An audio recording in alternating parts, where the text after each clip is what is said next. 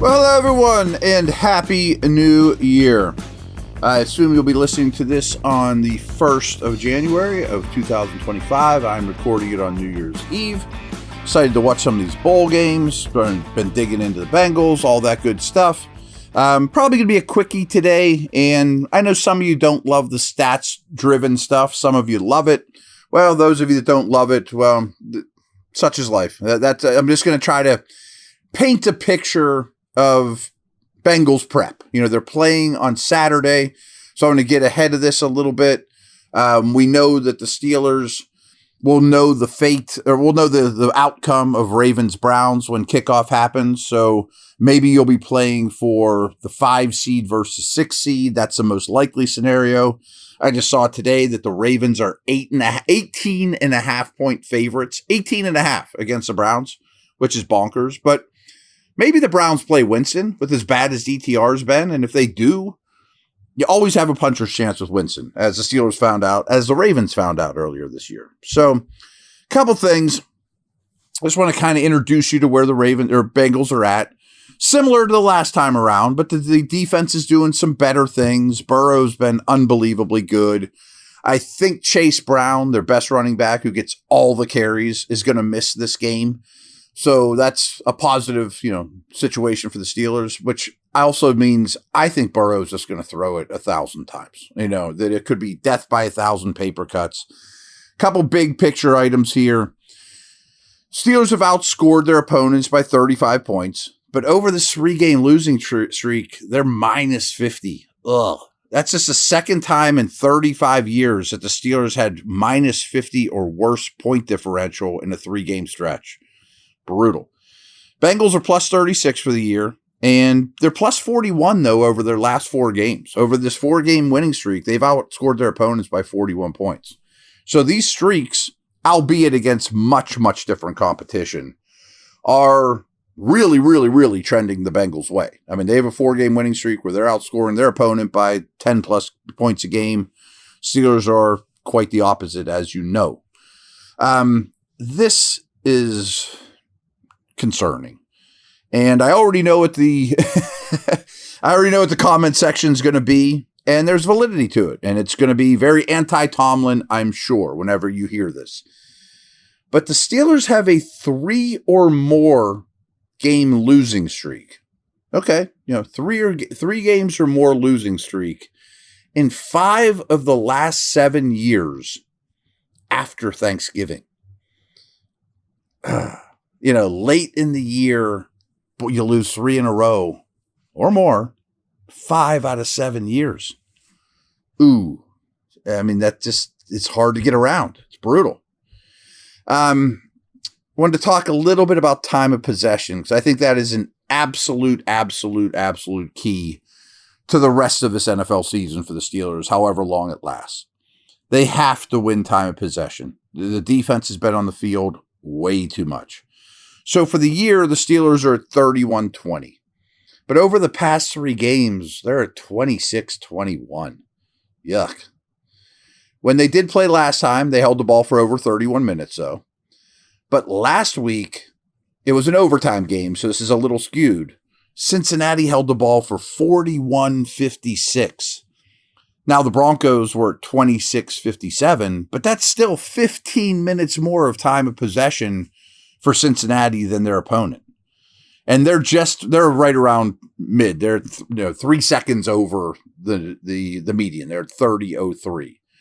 But if Cincinnati can possess the football like they did this past week, to any regard, Steelers are in huge trouble because their defense has just been on the field way, way, way too much. A couple little nuggets here. Well, let's do this real quick here. Let's tell you guys about Bet Online, the world's most trusted betting platform and your number one source for online betting.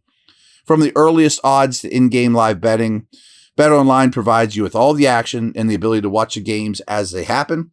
With the largest selection of odds from anything football, NBA, and college basketball, NHL to UFC and MMA, head to Bet Online today and get on the action with America's most trusted site for online wagering. Bet Online, the game starts here.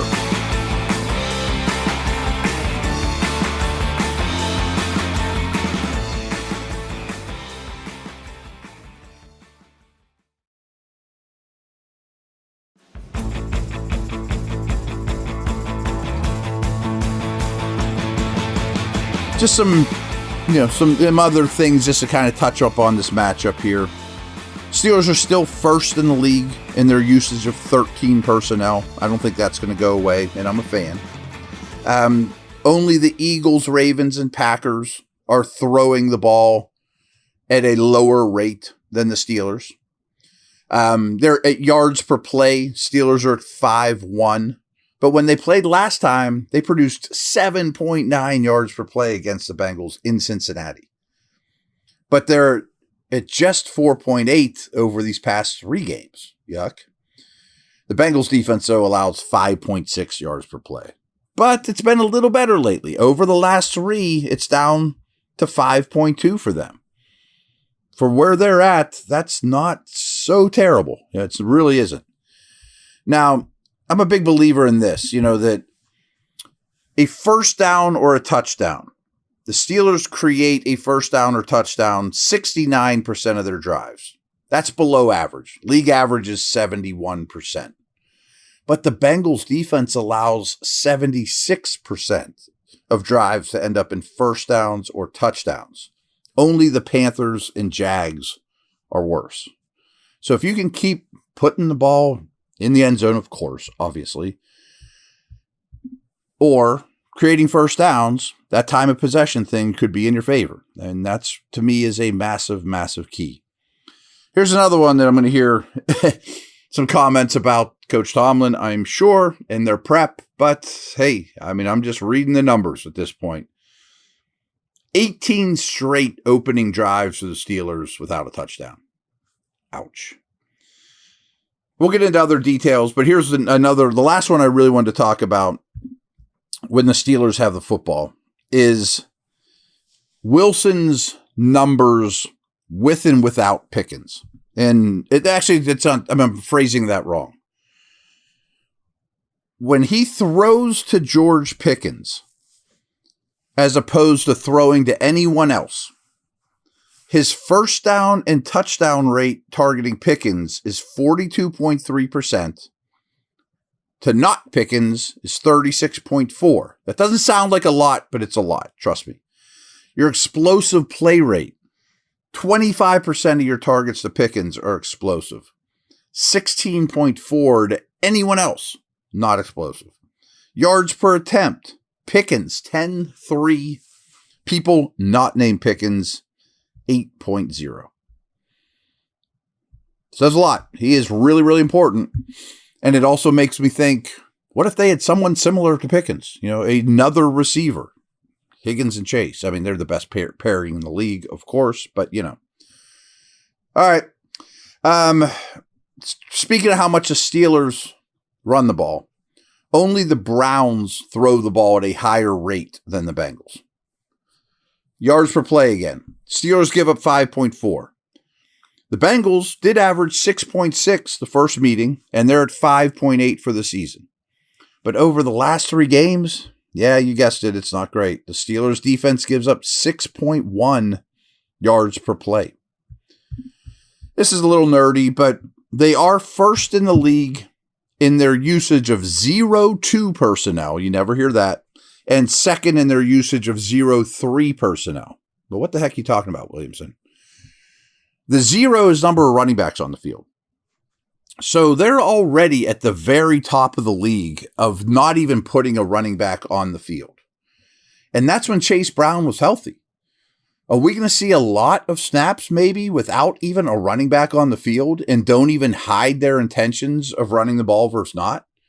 And Burrow's a good runner, but he's not Justin Fields. It's going to run it, designed carry after designed carry with no running back on the field. I wouldn't be shocked if they take that approach. Yeah, just keep an eye on that. So I thought that was interesting. Where are we at here? I want to do the first down touchdown thing here as well. They produce a first down or touchdown on 76% of their drives. Only 5 offenses are better. The Steelers defense, though, is at 69% allowed. And remember, 71% is the average. Only 5 defenses are better than the Steelers. They got to force some 3 and outs. It's been so brutal lately. Where else are we at here? Here's the last one. And this to me is I don't know how you defeat it, because we've talked a lot about who are the Steelers' man corners other than Porter, who looks like he's going to play.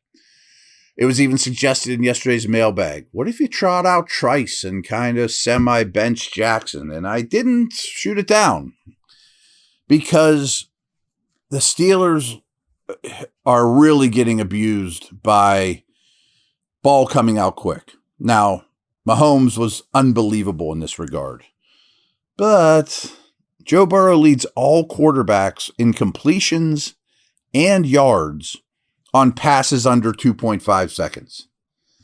And he's tied with Baker Mayfield for touchdowns on passes that come out under 2.5. And guess what? The Steelers have allowed the most yards and the worst EPA on such passes. And this just goes back to what I was saying about controlling the clock. What if they don't have a run game? What if it's just short pass, short pass, short pass, short pass? Don't even have a running back on the field. Burrow, catch, throw, get it out. And the Steelers don't bring up man coverage corners or press them at the line of scrimmage. Now, you absolutely have to, tackle after the catch. And Jamar Chase is the best in the league, frankly, after the catch. I mean, and it's not really after close. So here's the last stat I'll give you, because I wasn't going to go down that road, but he has 768 yards after the catch. Not only is that the most in the league, but they're the most by any wide receiver in the last 3 years. And since entering the league in 2021, his 2,413 yards after the catch are number one amongst all receivers. So, okay, death by 1,000 paper cuts, ball comes out, quick, no running backs on the field, Gesicki, mix in some Yoshivas, et cetera. You have to tackle the catch. And you hopefully get some holding penalties, some tip balls, things like that, as opposed to long, sustained drives through the air, or you tighten up in the red zone. I think we all know the Steelers are going to allow points in this game. I mean, this game is not going to be won 13-9. So long, sustained, quick-hitting drives sound terrible, and they are.